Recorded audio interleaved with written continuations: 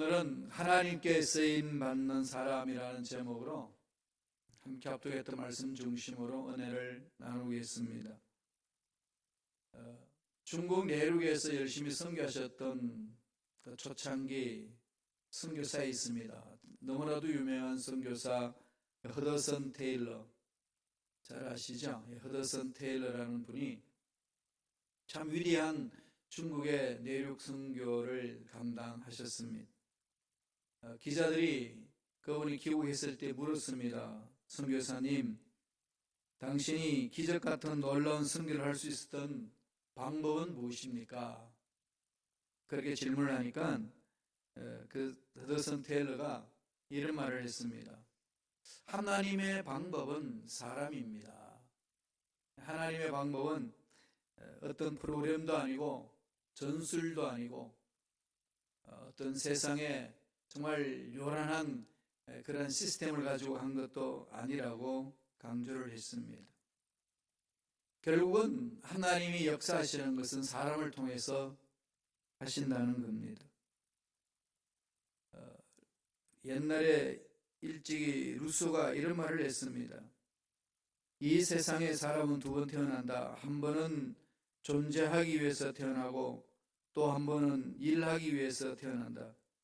그렇기 때문에 사람은 자기 사명을 발견하기까지는 참으로 사는 것이 아니다.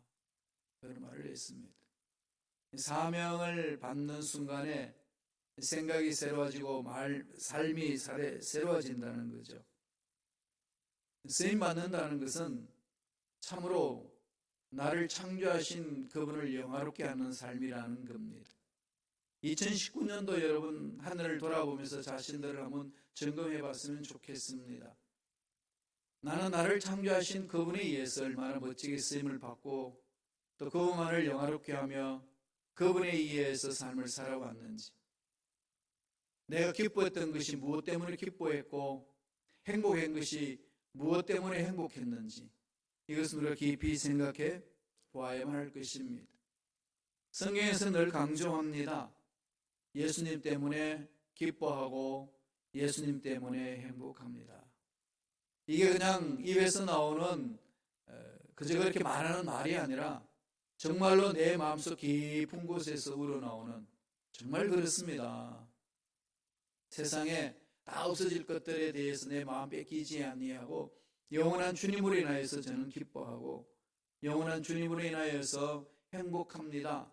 이렇게 고백하며 살아왔는지를 우리 한번 점검해 볼 필요가 있습니다. 왜냐하면 예수님 때문에 우리의 삶이 점검이 돼야 앞으로 다가오는 2020년을 맞이해도 희망이 있고 의미가 있습니다. 그분 앞에 쓰임받을 수 있기 때문에 그렇습니다. 오늘 본문의 말씀 사도 바울은 위대한 사역을 감당한 일꾼으로서 자리매김을 갖습니다. 그래서 그분이 디모데에게 편지를 보내면서 이런 말을 했습니다. 우리 주께 내가 감사함은 내가 충성되어 여겨 나를 충성되어 여겨 내게 직분을 맡기심이니, 하나님이 나에게 직분을 맡겨서 일을 시키신 것 너무 감사하다는 거예요. 교회 공동체에서 하나님이 허락해 주신 그 직분을 가지고 일한다는 그것, 감사가 넘쳐나는 것인지 아니면은 내 삶을 짓누르는 무게로 나를 괴롭히고 있는 건지 우리는 늘 점검해야 되지 않겠습니까? 바울은 나를 충성되게 여기셔서 하나님 직분 주셔서 하나님이 일을 할 수 있도록 인도해 주신 것 참으로 감사합니다 고백했습니다. 어떤 마음이 있어서 그렇게 고백할 수 있었을까요? 이 세상의 삶이 중요하고 이 세상의 삶에 가지고 이 세상 삶에 내 위치를 올리는 건 너무나도 중요한 것이지만 그보다 더 중요한 것, 정말 인생의 우선이 되어야 될 그것, 영원한 세계를 사모하면서 영원히 함께 하실 그분에 의해서 내 삶이 이 지상에서 살아가고 있다는 사실을 깨달았을 때 너무나도 감격스럽고 감사하다는 말씀입니다. 오늘 본문의 말씀은 사도 바울이 안디옥 교회로부터 선교사로 파송을 받습니다. 하나님 앞에 귀하게 쓰임받던 일꾼들이 성령의 음성을 따라서 파송을 시키라고 말씀하셔서 파송을 받습니다. 안디옥이라는 곳에는 우리 성경에 두 군데가 나옵니다. 안디옥 교회라고 할 때는 수리아 안디옥을 말합니다. 시리아 안디옥, 수리아 안디옥을 말하고, 또 터키 지역에 가면은 비시디아 지역에 안디옥이 있습니다. 사도 바울이 수리아 안디옥에서 선교사로 파송을 받아서 터키 지역 비시디아 안디옥에까지 갔을 때 그 회당에 들어가서 이 말씀을 전합니다. 그 말씀이 오늘 13장 21절 22절에 기록되어 있습니다. 다 같이 우리 한 목소리로 한번 읽어볼까요? 한 목소리로 다 같이 읽겠습니다. 그 후에 그들이 왕을 구하거늘 하나님이 베냐민 지파 사람 기스의 아들 사울을 40년간 주셨다가 다윗을 왕으로 세우시고 정언하여 이르시되 내가 이새의 아들 다윗을 만나니 내 마음에 맞는 사람이라 내 뜻을 다 이루리라 하시더니, 사도 바울이 거기에서 말씀을 전하면서 출애굽해서 가나안 땅을 정복하고, 가나안 땅을 정복한 이후에 하나님이 함께 하시는 그 은혜 가운데 사사들을 통해 가지고 귀한 일들을 감당하고, 그리고 사사시대 끝나고 나서 하나님 앞에 왕을 구하니까 왕을 주셔서 왕정시대가 열렸다. 그 초대 왕이 사울이었고 그 둘째 왕이 다윗이었는데, 하나님은 사울은 버리셨고 다윗은 선택하셨다. 하나님 앞에 쓰임받는 사람 다윗은 이런 사람이었습니다라고 회당에 들어가서 설교한 내용입니다. 그때의 사도 바울이 하나님 앞에 쓰임받는 다윗이 어떤 사람이냐라고 증언하고 있습니다. 그 증언한 내용에 하나님 말씀합니다. 다윗은 내 마음에 맞는 사람이라. 그리고 하나님 말씀하시기를 내 뜻을 다 이루리라 그랬습니다. 바울이 말하기를 하나님 앞에 쓰임받는 일꾼이 어떤 사람이냐, 다윗을 통해 가지고 설명을 해줍니다. 하나님이 원하시는 사람, 하나님께 쓰임받는 위대한 사람은 하나님 마음에 합한 사람이었고 하나님의 뜻을 이루는 사람이었습니다 라고 이야기를 합니다. 결국은 우리가 천국 갔을 때 하나님 앞에 섰을 때 너는 내 마음에 참 맞는 사람이었어. 너는 내가 시간 주고 에너지 준 그 시간 내에 참으로 이렇게 멋지게 삶을 살다가 왔어. 이렇게 평가를 받을 수 있는 그런 사람이 된다는 것이 무엇인지를 오늘 말씀해 줍니다. 하나님께 쓰임받는 사람이 어떤 사람이냐. 2019년도도 하나님 앞에 우리가 쓰임받았고 앞으로 2020년 정말 2020의 그 시대의 새로운 역사에 일어날 것들에 대한 기대, 다 하나님 앞에 쓰임받는 사람들만 할 수 있는 거 아니겠습니까? 하나님 앞에 쓰임받는 사람, 어떤 사람이라고 성경을 가르쳐 줍니까? 첫째로 맡은 일에 최선을 다하는 사람이다, 그렇게 먼저 강조합니다. 다윗은 맡은 일에 최선을 다하는 탁월한 사람이었습니다. 정말 다윗의 삶을 살펴보면 정말 멋집니다. 일관성이 있습니다. 물론 중간에 한번 삐거덕했지만은 다시 돌아오는 그 다윗의 삶은 늘 하나님 앞에 집중했습니다. 사도 바울이 복음을 전하면서 다윗을 하나님 말씀에서 기록한 그 다윗을 들어서 설명했던 것은 유대인들이 너무나도 다윗 삶을 사모했기 때문에, 다윗 왕조를 희망했기 때문에, 그 다윗 왕조가 다시 회복되기를 사모했던 그 유대인들에게 다윗을 들어서 설명해 주는 겁니다. 그렇다면 저와 오늘날 여러분들도 하나님 앞에 쓰임받는 사람이 되기 위해서 어떤 삶을 살아야 될 것인가, 다윗의 삶을 집중할 필요가 있다는 겁니다. 여러 가지 예가 있겠지만 한 가지 예를 든다면 골리앗과 싸움을 하기 전에 사울 왕 앞에 서서 자신을 설명을 합니다. 내가 어떤 사람인지 자기를 피안하는데 그 기록되어 있어요. 사무엘상 17장에 한번 읽어보실래요? 사무엘상 17장 34절 35절입니다. 이게 자기 아이덴티티거든요. 신앙생활하는 데서 이런 아이덴티티가 정말 중요합니다. 나는 이런 사람입니다 라고 말할 수 있는 것. 읽어볼까요?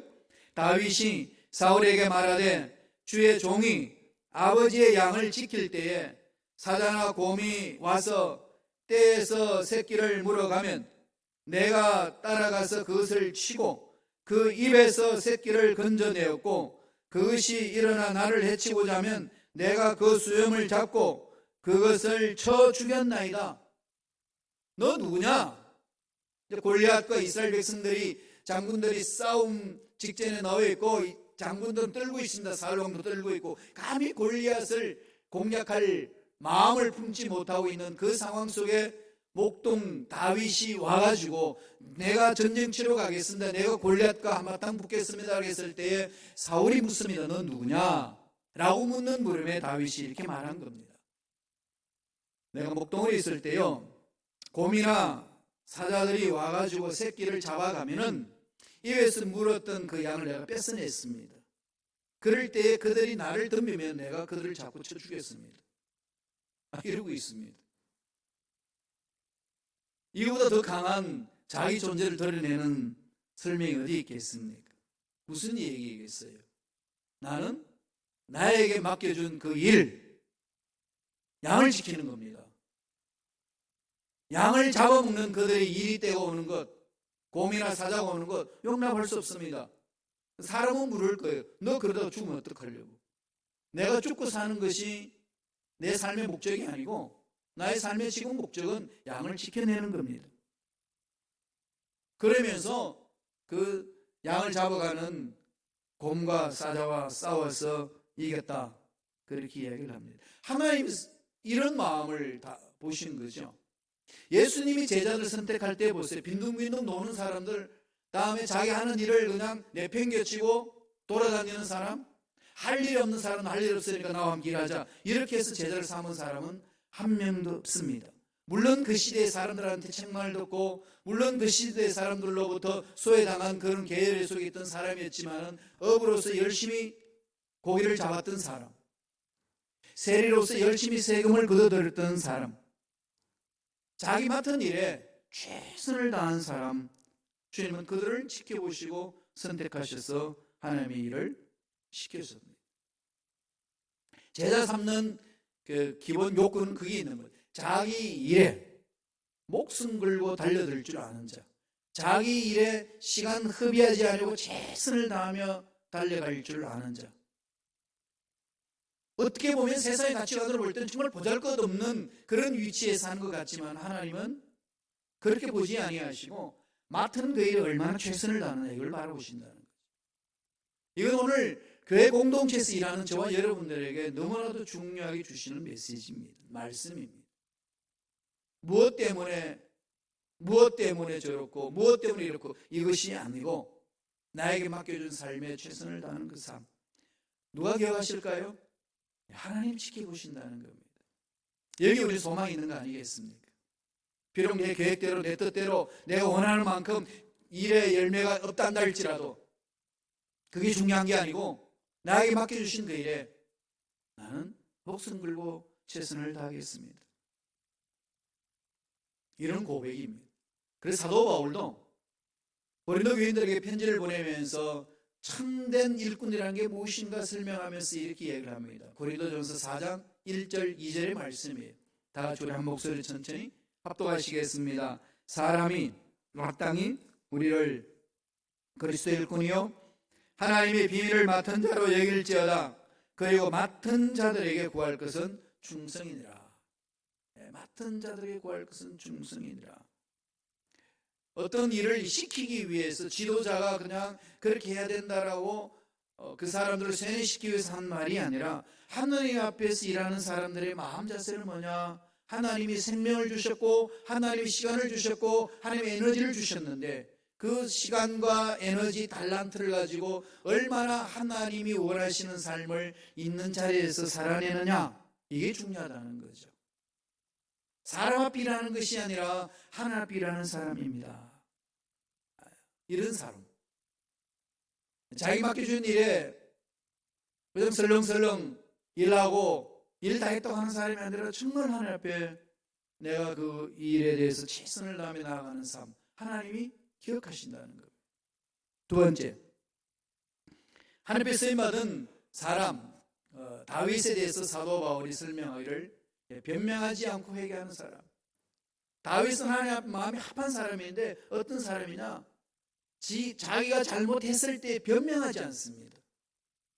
무엇 때문에, 누구 때문에, 어떤 환경 때문에 하지 않습니다. 그냥 그 자리에서 무릎을 꿇고 회개하는 사람. 변명하지 않고 회개하는 사람. 참 멋진 사람 아니겠어요? 사울이 다윗을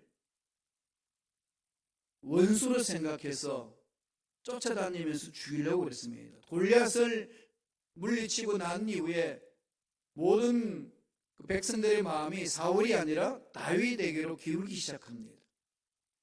그랬을 때 이 다윗이 교만하게 날뛴 것도 아닙니다. 그냥 다윗은 다윗으로 자기 삶을 살았지만은 사울이 거기에 대해서 감당치 못합니다.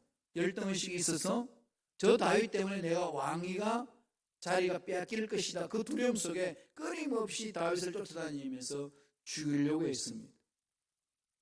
그런 상황 속에 다윗이 사울을 죽일 수 있는 상황에 놓여 있어도 다윗은 사울을 건드리지 않았습니다. 하나님이 택한 사람 내가 건드릴 수 없습니다. 건드리지 않아요. 다윗은 철저하게 어디에 있죠? 마음이 하나님께 집중되어 있습니다. 철저히 하나님께 집중되어 있고 하나님이 하라고 일하라고 한 그 일에 대해서 마음을 다 모으고 그 일에 순종하는 그 삶을 살았습니다.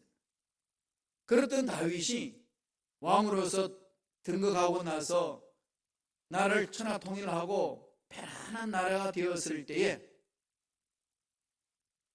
다윗이 군사들을 다 전쟁터에 내보내고 나서 왕궁에서 혼자 서 있을 때에 유혹을 받습니다.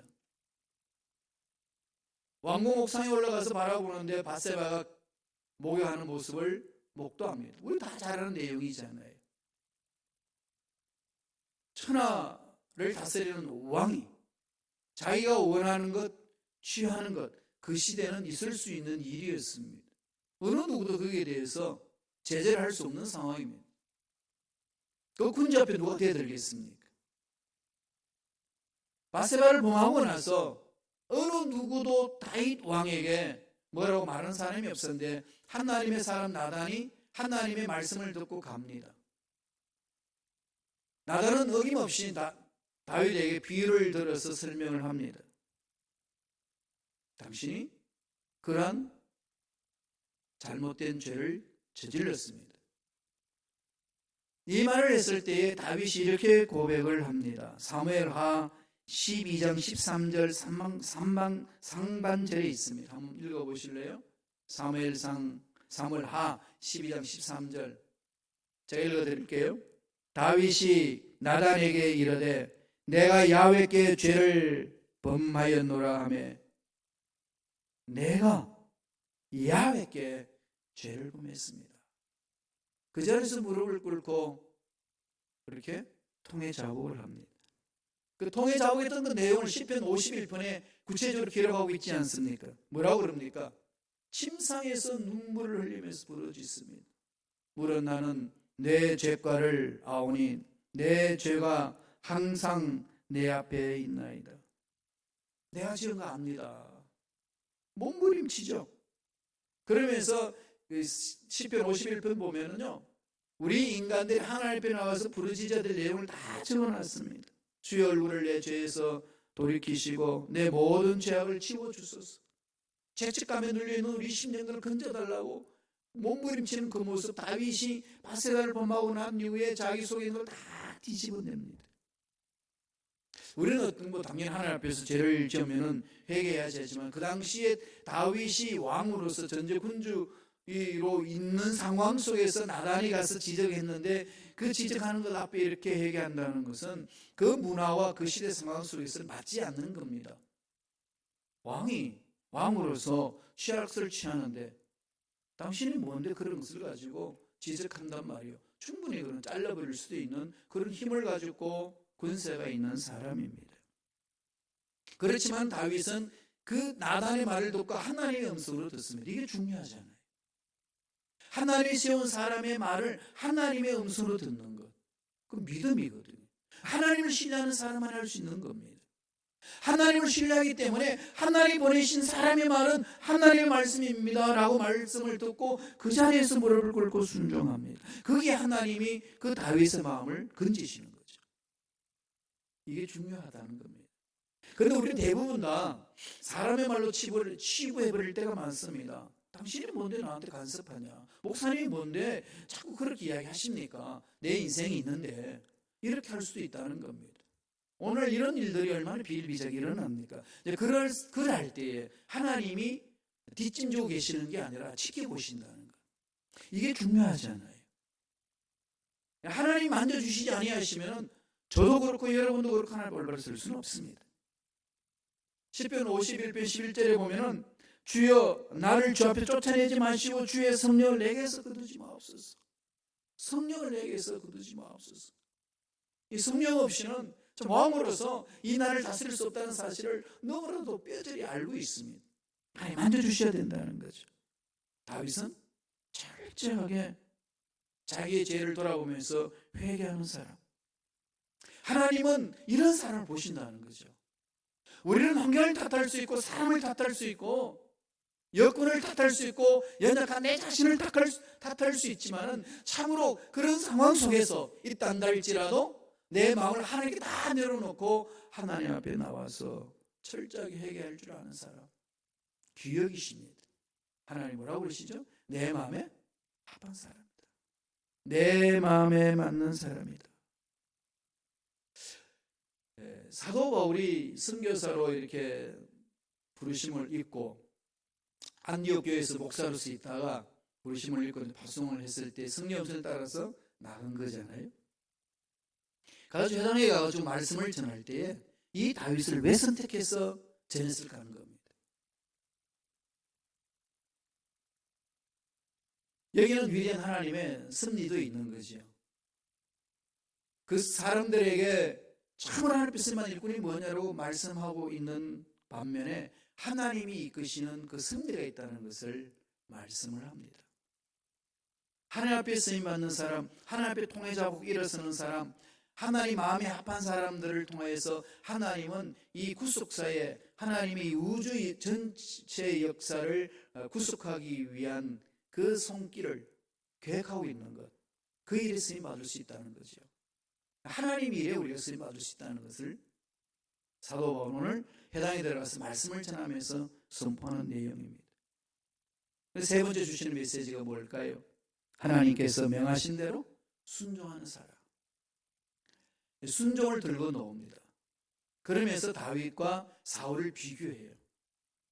이건 사도 바울이 이스라엘 역사에 하나님 어떻게 개입하셔서 이를 이루셨는지에 대해서 설명해 주는 역사관입니다. 하나님이 사울도 왕으로 선택하셨고 하나님 다윗도 왕으로 선택했는데 하나님이 역사를 이뤄가는데 사울은 버리고 다윗은 택한다. 하나님이 일을 해나갈 때 버림을 당한 사람이 있고 하나님으로부터 택한 사람이 있다. 쓰임을 받았는데 누구는 버림을 당하고 누구는 정말로 멋지게 택함을 받아서 귀한 열매를 맺었다. 그러면서 던지는 거죠. 어떻게 선택하며 살 것인가. 이걸 말씀해 주고 있습니다. 저도 여러분도 동일합니다. 기회를 주셨어요. 2019년도 기회를 주셨고 앞으로 2020년도 기회를 주실 겁니다. 이런 주신 기회 속에 우리는 어떻게 해야 될까요? 하나님의 명령하신 대로 순종하라는 거죠.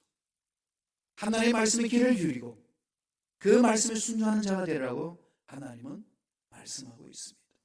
먹고 사는 문제, 차후의 문제라는 겁니다. 우리의 행복, 우리의 멋진 삶 다 차후의 문제라는 겁니다. 가장 우선되어야 될 것은 하나님 말씀에 순종하며 가는 삶.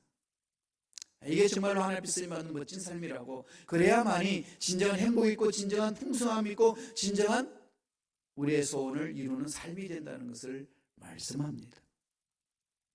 열왕기상 9장 4절 한번 볼까요? 다윗은 어떻게 행한지를 열왕기상에서 설명해 줍니다. 9장 4절에 우리 다 천천히 한 목소리 읽어보겠습니다. 내가 만일 내 아버지 다윗이 행함과 같이 마음을 온전히 하고 바르게 하여 내 앞에서 행하며 내가 내게 명령한 대로 온갖 일에 순종하여 내 법도와 율례를 지키면, 이 하나님 앞에 쓰임받는 사람이 누구냐의 기준을 다윗으로 선택해서 열왕기에서 기록을 합니다. 이스라엘 역사를 기록하는 데는 관점이 두 관점이잖아요. 신명기 사관, 신명기 관점에서 기록합니다. 말씀을 들었고 순종하면 복이 많은 것이고, 말씀을 순종하지 않으면 저주를 받는 것이다 라고 하는 그 관점, 신명기 관점이 있고, 또 하나의 관점은 역대기 관점이 있습니다. 역대기 관점은 다윗 왕조 중심을 기록한 겁니다.